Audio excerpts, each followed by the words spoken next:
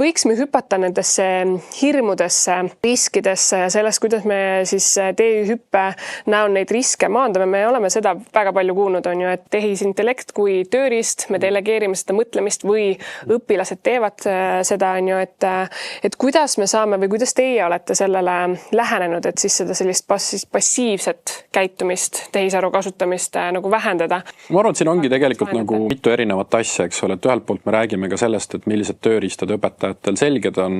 Ma ütlen, et kõige olulisem, et isegi kui õpetaja ei taha tehisaru ise kasutada, jumala okei valik, siis ta peab vähemalt aru saama, kuidas ta töötab.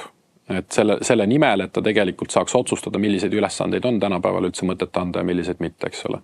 Kõige selle taustal ma lihtsalt ütlen nagu igaks juhuks ära, et essee kirjutamine on nagu ülioluline oskus. Kui keegi ütleb, et me kaotame sellega essee kirjutamise oskuse ära või arutluse kirjutamise oskuse või kirjandi kirjutamise oskuse, sest tehisaru genereerib kõik nagu valmis, eks ole, siis see on nagu päris nagu mure. See on jumala õigustatud mure, sellepärast, et kui me vaatame üldse üle ookeani, vaatame selle peale otsa, kuidas hästi paljud just nimelt Ameerika sellised klassikalised akadeemiad toimetavad, siis meeletutes kogustes raamatute läbisünteesimise ja selle osas siis lõpuks õppejõule arutluse esitamine on olnud põhimõtteliselt aastasadu üks peamisi õpetamise metoodikaid.